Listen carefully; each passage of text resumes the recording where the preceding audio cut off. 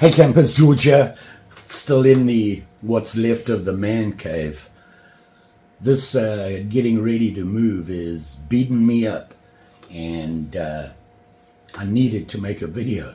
It makes me feel better because I have to do research and think of other things. So what was I looking at? This guy. See that? Yeah. Black Beauty. Allegedly. Let's check it out.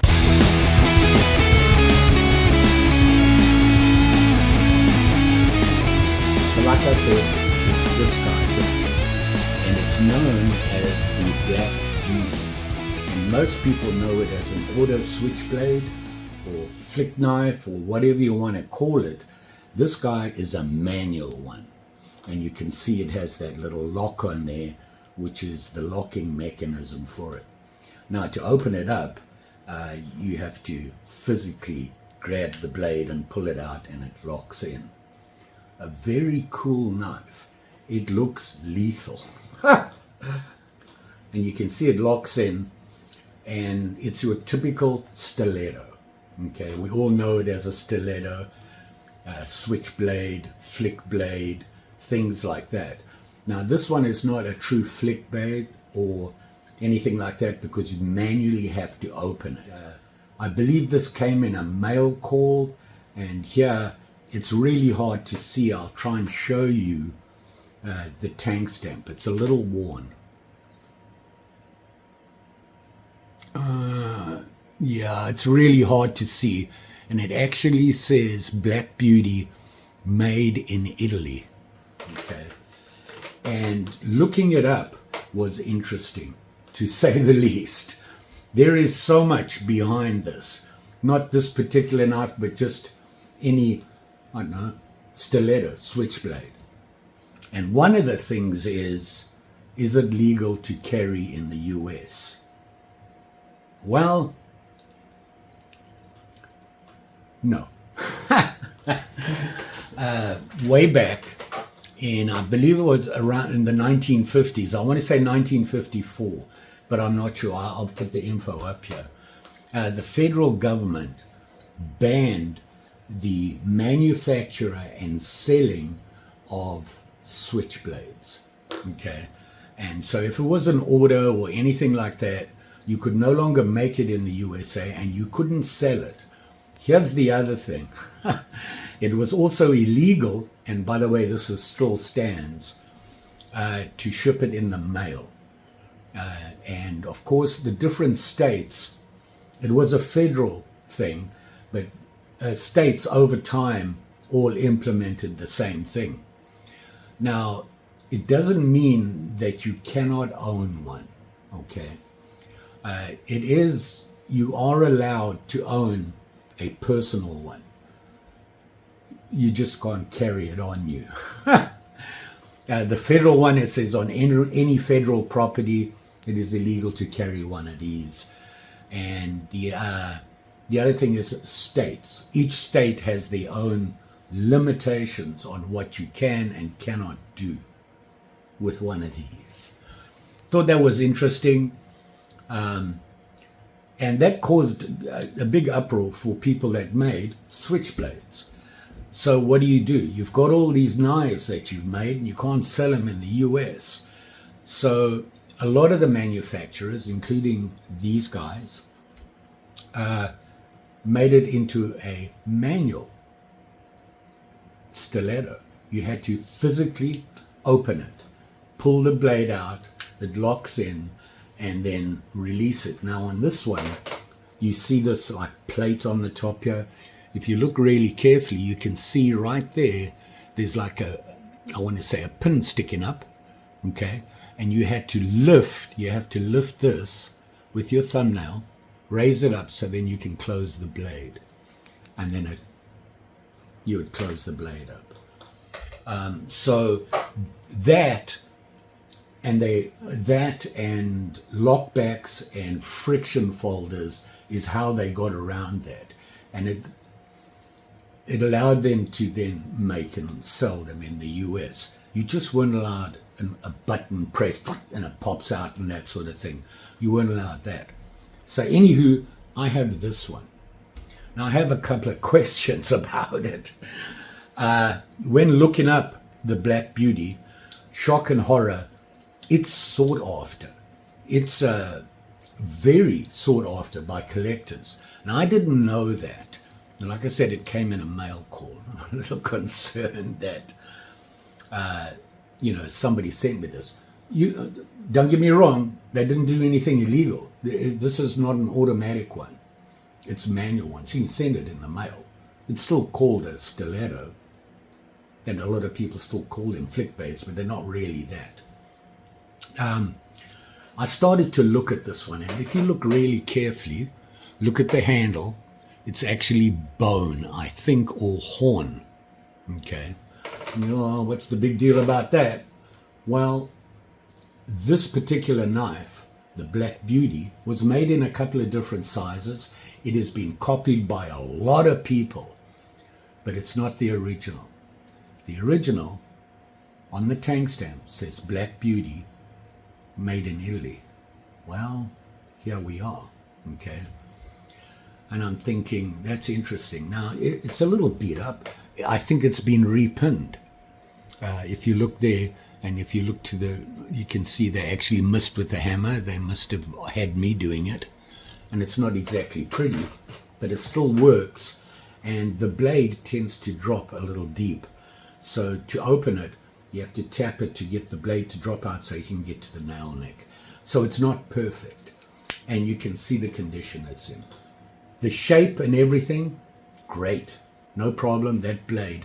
And I've got to tell you, this blade just feels sturdy. And you can see how they have the shapes on it. In order to get that point, they had to put a double edge on. It's not sharpened. This is your sharp edge. But that allows you, it's a swedge basically. And it's a half swedge. You can see it's very distinctive. Comes from here down to get to that nasty point. Solid, thick blade. And there's other things you have to look at. The main thing that everybody looks for is that tank stamp.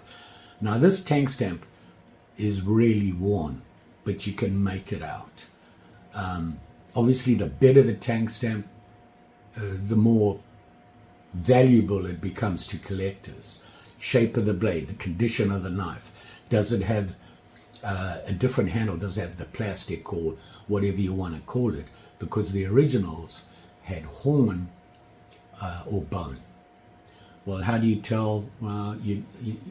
I'm no expert, but reading up on it, I just need to clean this up a little bit and we can have a look at it. And that brings me to something else. Full of questions today, okay?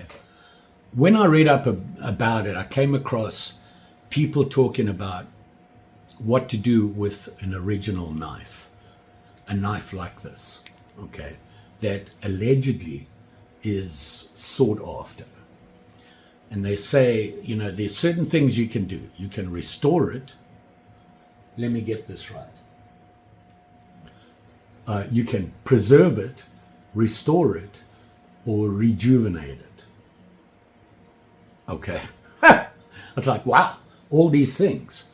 And to my horror, they said, if you restore it, the idea is you are restoring it to a particular date, timeline in the history of the knife. Okay. Rejuvenate is just cleaning it up, putting oil on it, make sure nothing falls apart, or now this is not going to dry out, maybe getting rid of some of the, that, but you don't want to do too much. You're just rejuvenating it. You're going to oil the blade or put protection on it, maybe just oil up the bone handles or the whatever it is, things like that. Maybe touch up the blade to keep it sharp. You don't want to change the shape or anything like that. The number one thing they say, do not, and to my horror, use sandpaper or anything aggressive that gets rid of the original coating. Okay? Yeah. So now I have these questions. We all me included, probably me more than anybody else, we say we're restoring them. And we'll clean them up. We take them apart, things like that, put them back together, fix blades, tips broken, reshape it, sandpaper it, and make it shiny. Okay. Well, what is that? And is that the wrong thing to do? I don't know. According to what they say is if you restore it, you need to say, see this knife? I'm going to restore it to its original 1950 1950s timeline, okay, assuming that's when it was made, and then you're cleaning it up and making it look sharp and shiny and everything like that. But according to people who look for it, don't do that. Stop. They say rejuvenate it. If something's broken on it, you need to fix it. Okay, but you need to use original stuff to do that fix. If you don't, let's say, for example, the handles were broken and I was like, I'm going to replace them, right? And I go out and I find some horn or bone, okay, and I replace them. Here's the catch. They must be removable without damaging any other part of the knife. So when you start taking this off and everything, when you put it back, it must be the original way, and it must be able to be taken off again. You can't make a permanent change to it. You must be able to return it to its original state. So what do we do here? Personally, I don't consider myself a true knife collector. I'm one of those guys I like a sharp and shiny knives, period. Not so much the new knives. I just find them a little boring, especially the blade shapes.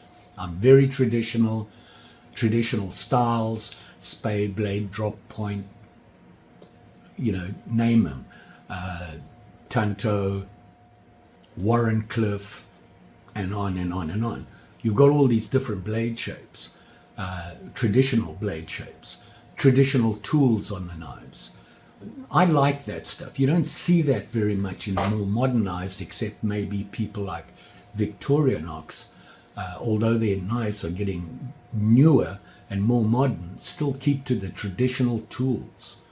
So that's what I like. I'm not a collector who's going to go, looks like they put new bone on you. It's only worth $10 now. I don't know. I don't know how much these are worth. I wouldn't be able to tell you how much this one is worth. But I'll tell you this. I do want to know if the maker is the original guy. And who is that guy? Well, let's have a look-see quick. So this is allegedly a Black Beauty. That's all it's called. That's all I could find about it. A Black Beauty. That's it. Okay? It is a stiletto, and they made a lot. But the stiletto Black Beauty was made by this guy. Mario? I don't know. I'm not Italian, but that's his name. And he made the original Black Beauty, and his tang stamp was so important. It had to say Black Beauty, and it had to say made in Italy underneath it.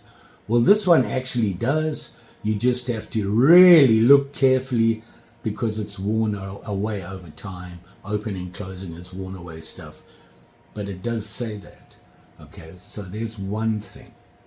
The other thing they say to look at, the handles. Now, the originals, horn or bone. Specifically, buffalo horn, or, get this, Brazilian cattle horn, allegedly. Those were the two things he used originally. Now, I'm thinking that this is definitely horn. Which horn it is, don't know. Don't know enough. Then they talk about blade shape, things like that, and then the locking mechanism. Is it an auto or does it lock? Typically they change them to a lockback basically, or just a friction folder. But the Black Beauty kept the basics. This was part of that auto system.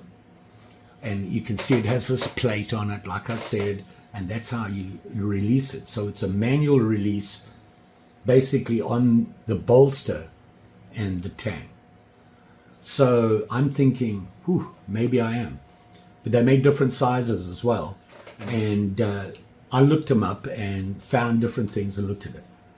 I'm hoping that it is an original. Why? Because that's just cool for me. Now, the next thing I have is, well, what do I do with it? Do I just leave it like this? Rejuvenate it, or you know, put oil on it, that sort of thing, clean it, put some oil on it, okay? That's it. Don't do anything else. Don't make it sharp and shiny. Don't do anything else. Or a quick sweep with maybe a ceramic rod just to touch up the edge. I don't want to do anything more than that because I want to keep that blade shape. I know that is not the original pin. I don't think it is. It looks like it's been beaten and battered. And I'd like to just, I don't want to tap on it, but I'd like to just clean it up. Do I want to do that? Not really. But I think it would make a difference. Like I said, you don't want to be changing everything and cleaning it up. Now, you can see in there's a little bit of rust in there. The rest is okay. Maybe it's just a good wipe down and everything. That's what they want from you. And you're putting oil in it. You want to stop it from rusting. You want to preserve it. To see what this bone looks like, I would have to, I could just put some oil on it. And you do want to do that because you don't want it drying out and cracking. So keeping it oiled. So you preserve it and put it in your collection. And once a year, just touch up everything with the oil, on the pivot points and things like that. And just stop it from rusting more than it has. They say there's heavy rust, a toothpick, some mineral oil or something, and just rub it with a toothpick to reduce it. It's not going to take it away, but it'll certainly reduce it and stop it getting worse. So that's what they're talking about. I don't know. I would love to see this thing looking sharp and shiny, but that's just me, and I'm not a collector. But I don't want to get everybody out there miffed because I did it. What's the big deal? This is a 1950s. It's one of the original ones from this guy, right? And it's sought after. So I would rather want to keep it that way.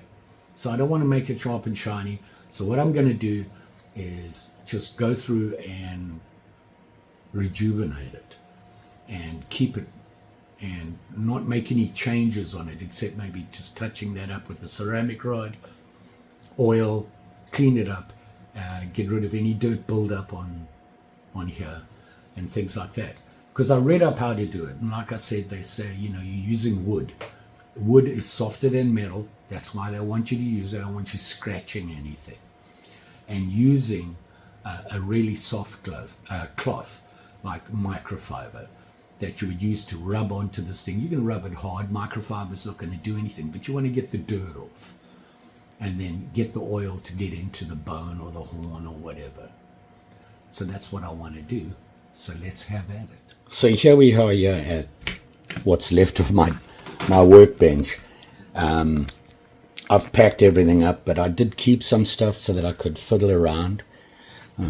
Fishing things. What I want to do is I have some alcohol, more on that, mineral oil, and I bought me some toothpicks, microfiber cloth. So that's what we're going to do. Now, I'm a big fan of alcohol to get rid of grease, dirt, things like that. And I'm not sure if they like that idea. To me, it just helps get off all the dirt, cleans up the surface, and then put the mineral oil on.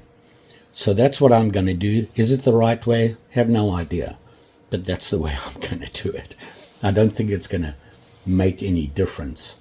And I'll be using a microfiber cloth and, of course, wooden toothpicks. So here we go. So the first thing I'm going to do is put some alcohol on, and I'll be using just the microfiber cloth because apparently that's what you should do. Oh, never mind the whistle. Now I want to just wipe this blade.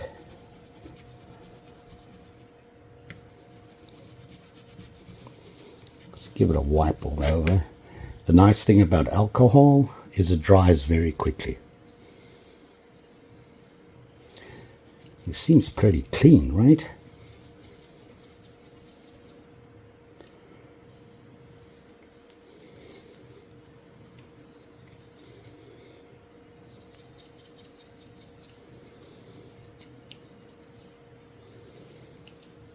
Let that dry for a second or three.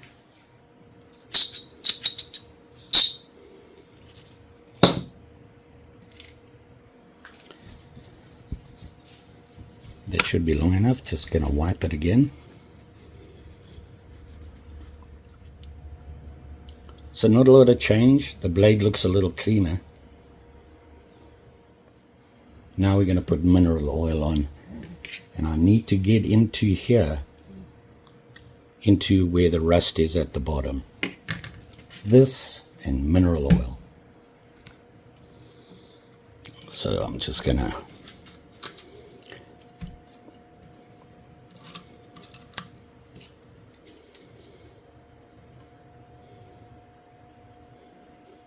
some in the cappy there, don't knock that over.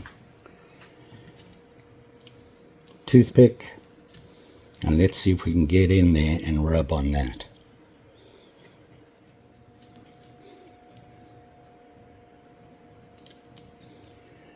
There's little nooks and crannies in here, and I'll rub it. Not rubbing hard, just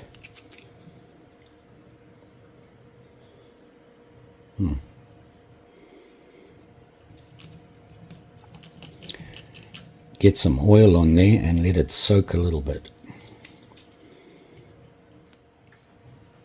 Okay, now I'm going to give it a good rub.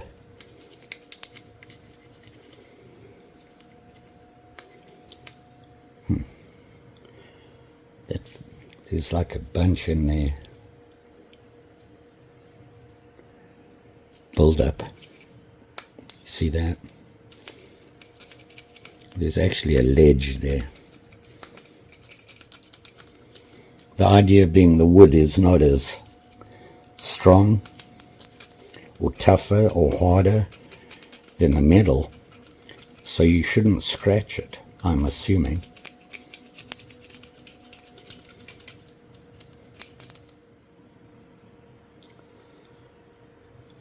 It looks shinier, but it's just the oil, but you can still see there the rust.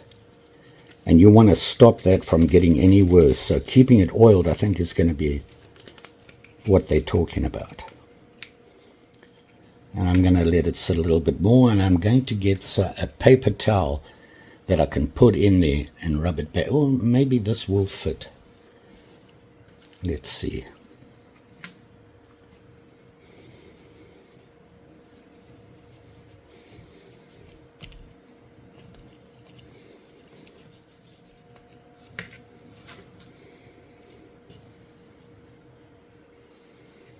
Did it pick anything up? Not really. It does look a little better. I'm just so used to using sandpaper that I'm like, But I want to do this the right way. Okay. So we did that. I want to make sure I'm getting as much off as I can without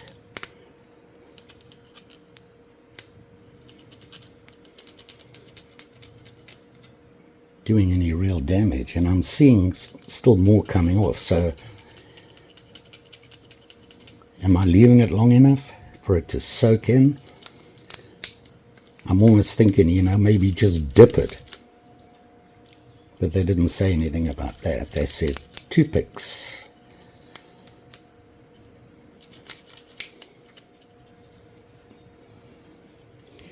There's some coming off, you can see it there.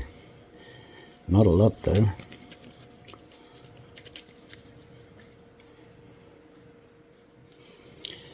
So it does take it off. And it does look cleaner, look at that. Wow. Okay, I'm impressed. So the next thing I want to do is put it on here and let's see what it does. Really interested to see that, because they said the really good horn will have white streaks in it.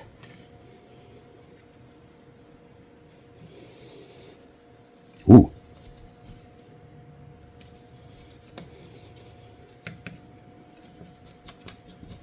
Fortunately, that blade's not too sharp. Now, I would think that, can you see that? You see there's some streaks there. There's not a lot, but you can see it. Let's try this side.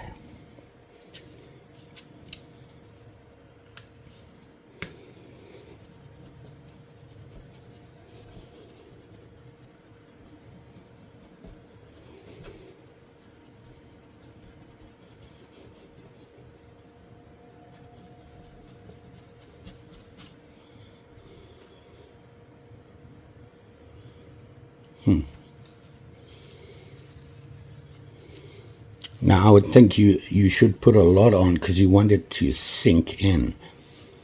Now I know that when I'm doing my wood handles and leather, you put it on until it stops seeping in. But I'm not sure on bone or horn or whatever this is. I'm going to put a bunch on and let it sit. How's that? If in doubt, give it a try, right? And I want you to see how that looks. It's got that discoloration on that butt end. Let's see if we can reduce that. I'm just going to wipe the blade. I'm going to let it sit a while. While it's all oily, let's see those measurements. So, open. Ooh. I'm going to say 7 3/4 inches, that is. The blade from the bolster to the tip is about 3.5. Thickness, have no idea. And I don't have my micrometer with me. Let's let it sit a little bit longer. I forgot, closed.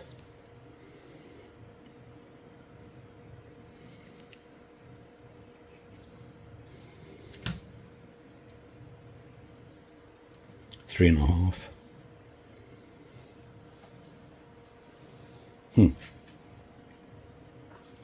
Now I've got to open it. See, I have to tap it to release it there so I can get to the nail neck, which I can't find right now. There it is. Right there. It seems to be sinking in. I'm putting a little bit more on. It might just be wishful thinking. What do you do? Okay, let's see where we are now. Doesn't seem to be sinking in anymore, so I'm assuming that's enough. Now I want to see if we can bring that tank stem out. I'm on the wrong side, but hey, it's a thought that counts.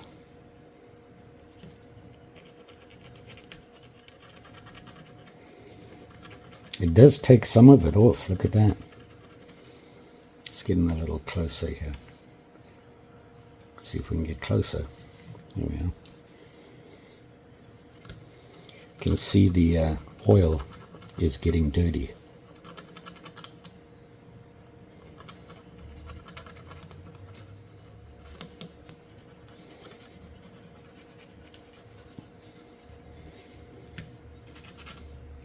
I didn't put enough on there, that's for sure.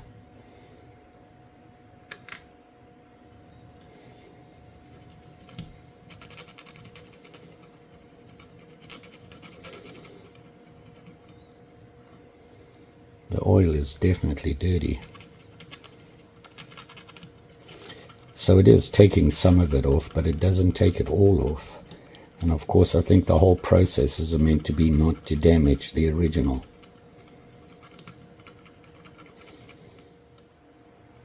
Let's see if we can take that, bring the tank stamp out a little bit more here.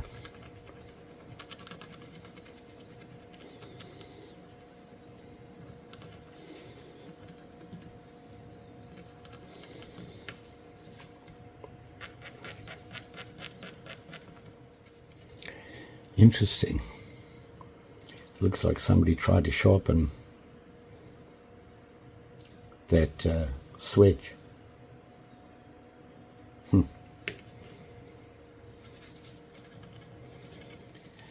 Another thing you can use, and they did mention this, I forgot to say, is a soft bristle toothbrush. Well, the only one I have is Mary's, and she took it with her. Should have snuck it away. By the way, here's Mary guarding the tractor.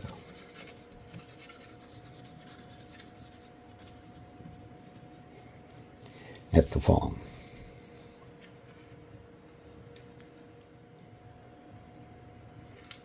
I want to work the blade a bit.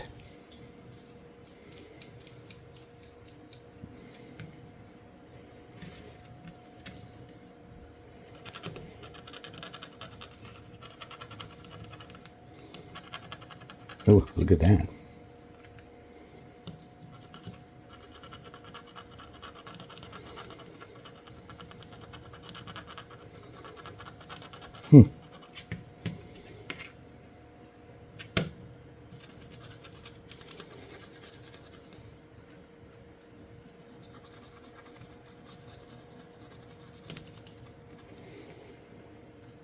I think a toothbrush would be better, right? Wonder if I have one. Ta-da! I don't know if it's soft enough, but I don't think it's going to damage anything.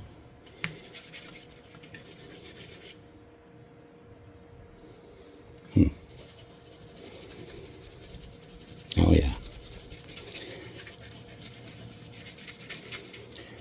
Apparently you want to use the toothpick for where you can't get into. This is obviously quicker. I think the more stubborn areas you'd use the toothpick, allegedly.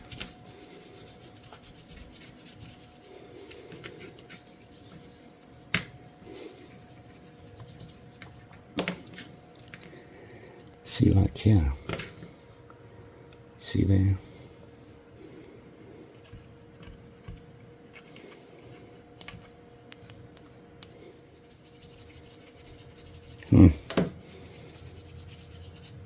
I'm not sure about the toothbrush thingy. Maybe for just touching up. I want to get it back to here.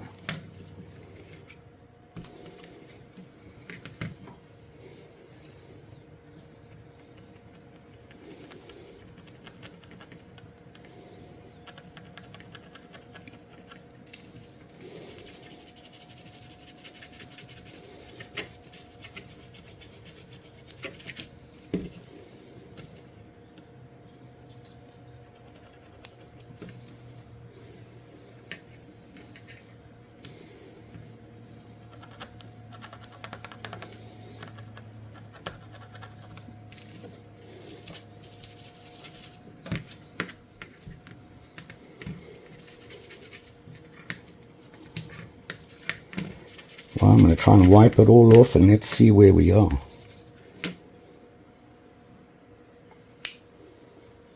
Man, there's a lot there.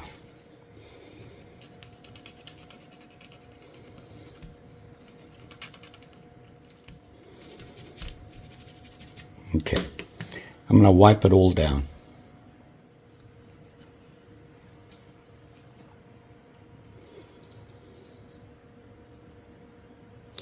Well, it looks cleaner.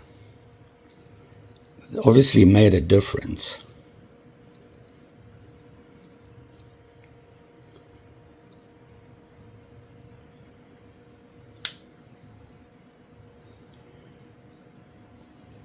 This moves easier. I really had a problem with that. And I got one other question. See that?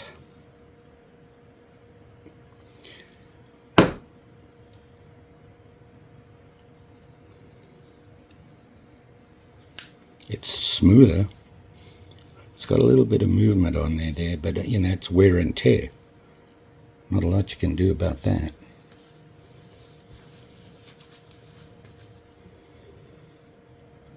That looks a little cleaner, as does that. So there you go. If you wanted to preserve it, that's what I would do. I would try and get a lot more of the oil off, and maybe just put a light coat on again. You want to get the dirty oil off, allegedly. It's my new favorite word. It's such a good word.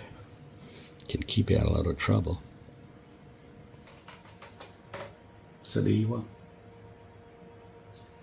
Now, you might not notice it, I don't know. I think it does look better. We have taken a lot of the buildup of the rust, but you're not going to take away, you know, right against the steel. But you're certainly going to stop it getting any worse. Let me see if you can see now.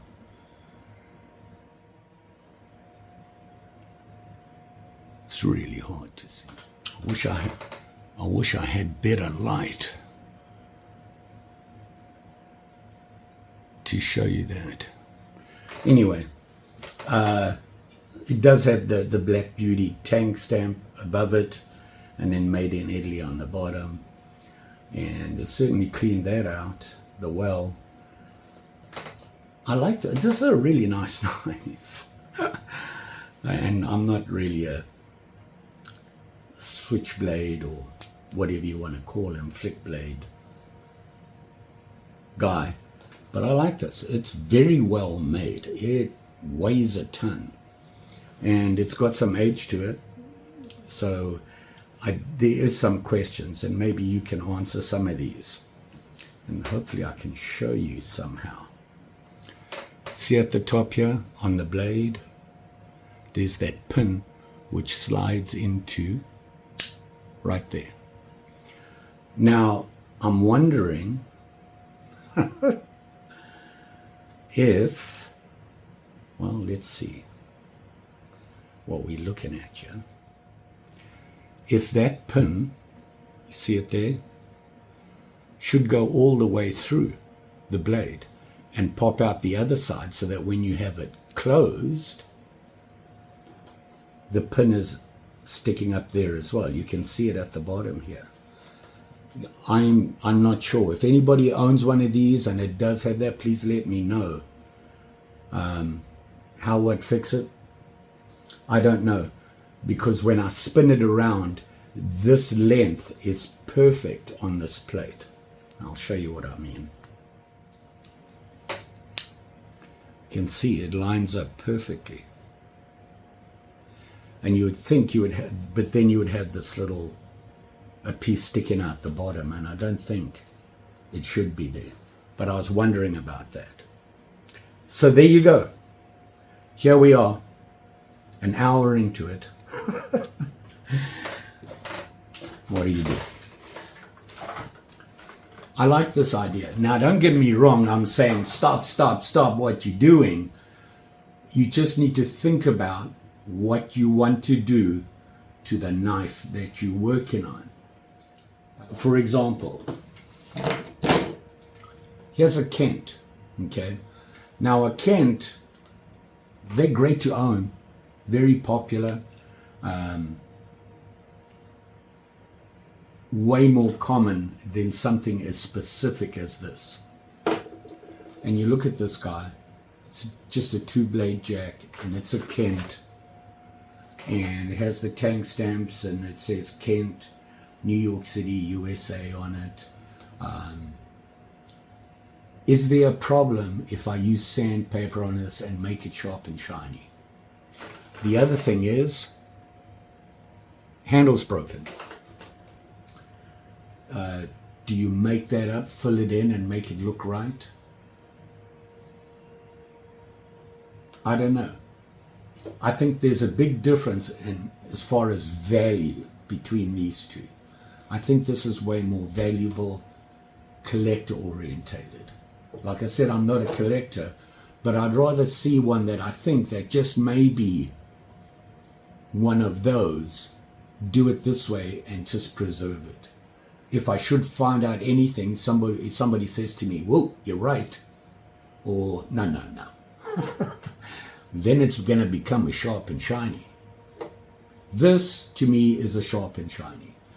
So I'll sandpaper it, clean up everything, get rid of all the rust, clean it up, do my normal restoration. I'm restoring it. If somebody says to me, yeah, but it's to a date of manufacture, that's what I'm aiming for. I'm aiming for putting it back to its original condition and doing whatever it takes to do that. Now, is it the original condition? No. But it'll bring it back to look like it's new and not used and cleaned up. Although it will be used, because none of your blades are going to be perfect, but you'll be pretty close. So you are trying to date it. Whereas this, no, it's an original, that's where it is, and this is how it has lived all its life. I'm just going to try and hold it here and stop it from changing anymore naturally. Slow that whole process down. That's what I understand it to be. What do you guys think? Should we be doing this sharp and shiny stuff? I mean, I don't use a belt, a sanding belt or anything like that, simply because I don't have one yet. Maybe at the farm eventually I'll do that. But I do it by hand. What's the difference? Is no, you're doing this, the end result is the same. One, you just sweat it a little bit more. But, here's another one. Look at this guy. This is a nice little knife. It's a 3-blade. All it says is made in the USA on it. In pretty good condition and a little unusual. I'd love to be able to date this, but I have no idea how to. I'm thinking that'll maybe tell me something. But there you have it. Now, this just says USA, made in the USA on it. That's it. I'm pretty sure you could figure out who did it. But this is a sharp and shiny. Not this. So there you go. My thoughts. Don't want to keep you any longer. You all be safe out there. Even when you're cleaning these guys up, be very careful. If you suspect it might be original and worth something more than normal. I mean, you can turn a $10 knife like this, clean it up and everything, and get $20 for it, because that's the max value of it. But maybe here's a perfect example. Look at this guy. Okay, this is a mariner's knife. It's a sailor knife, whatever you want to call it. Rigging. It's got the spike. It's got a bottle opener on it. And this blade. Look at that. Now this one, if I remember, yeah it is a Spencer and 1978. It's English, and it's sailor's knife is what I like to call it. People call them different things. It has that spike on it. Obviously, as a sailor, you'll be using, you know, you're dealing with some big ropes and that. You want to pull them apart, get knots apart, that sort of thing. And this guy's pretty beat up. There's a lot of pitting on this guy.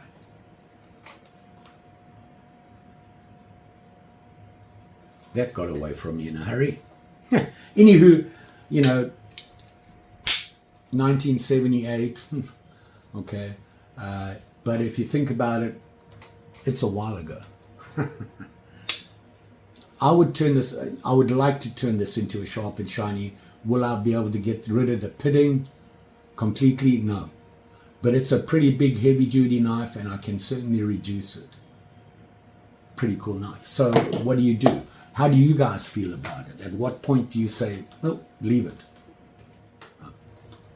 And oh, don't forget, like, share, subscribe. You know the story. Pretty sure I'm going to be back. I just can't tell you when.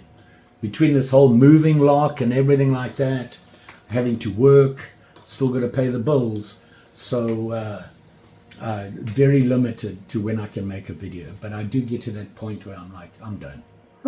I need to step away from what I'm doing. I'm getting aggravated with what I'm doing, and I just need to step away. For me, making a video and sharing some stuff and, you know, just surfing and looking up information does it for me.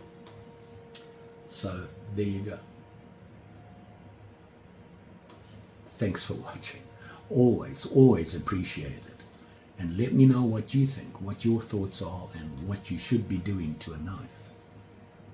We'll see you again soon.